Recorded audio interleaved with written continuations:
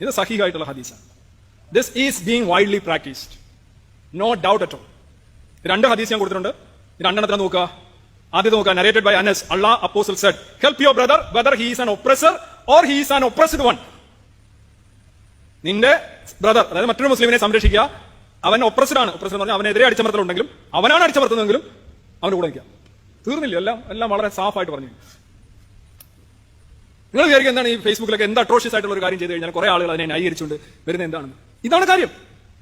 അവൻ ഒപ്രസർ ആയിക്കോട്ടെ, അവൻ ഒപ്രസർ ആയിക്കോട്ടെ, ഇത് ഭരണകൂടം ആയിക്കോട്ടെ, വ്യക്തി ആയിക്കോട്ടെ, ശിക്ഷിക്കുന്നവനായിക്കോട്ടെ, അവന്റെ കൂടെ നിൽക്കുക. എന്തു പച്ചക്കള്ളമാണ് ഇദ്ദേഹം.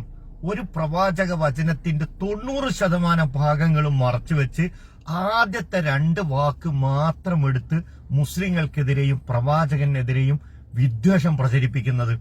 ഇദ്ദേഹം തന്നെ സ്ക്രീനിൽ കാണിക്കുന്നുണ്ട് ആ പ്രവാചക വചനത്തിന്റെ ഇംഗ്ലീഷ് ട്രാൻസ്ലേഷൻ. അതിൽ പ്രവാചകൻ പറഞ്ഞു, നിങ്ങൾ നിങ്ങളുടെ സഹോദരൻ ആക്രമിക്കപ്പെട്ടവനായാലും സഹായിക്കൂ എന്ന് പറഞ്ഞ ഉടനെ അപ്പുറമുണ്ട്. അദ്ദേഹം തന്നെ കൊണ്ട് ഒരാൾ ചോദിച്ചു, എന്താണ് അദ്ദേഹം ചോദിച്ചത്?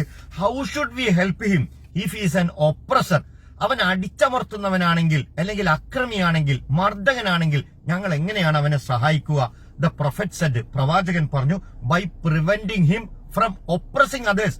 മറ്റുള്ളവരെ അടിച്ചമർത്തുന്നതിൽ നിന്നും, ആക്രമിക്കുന്നതിൽ നിന്നും, മർദ്ദിക്കുന്നതിൽ നിന്നും നിങ്ങൾ മർദ്ദകനെ തടയണം. ഇത് അദ്ദേഹം വായിച്ചില്ല. കാരണം ഇത് വായിച്ച അദ്ദേഹത്തിന് വിമർശിക്കാൻ സാധ്യമല്ല, അദ്ദേഹത്തിന് വിദ്വേഷം പ്രചരിപ്പിക്കാൻ കഴിയില്ല. ഇനി ഈ ഹദീസ് സഹീൽ ബുഖാരിയാണ് ഉദ്ധരിച്ചതെന്ന് അദ്ദേഹം പറഞ്ഞു.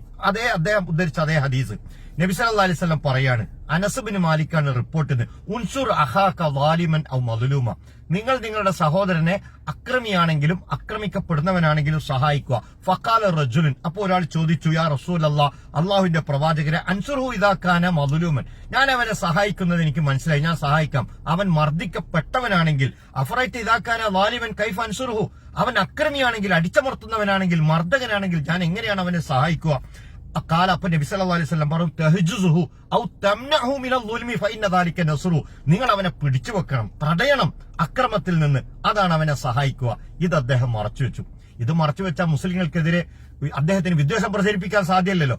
അതുകൊണ്ട് ഒരു ഹദീസിന്റെ, ഒരു പ്രവാചക വചനത്തിന്റെ ആദ്യത്തെ 2 വാക്കെടുത്ത് ബാക്കി മുഴുവൻ ഇദ്ദേഹം മറച്ചുവെച്ചു, വിട്ടുകളഞ്ഞു. സ്ക്രീനിൽ അത് കാണിച്ചു, പക്ഷെ പറഞ്ഞില്ല.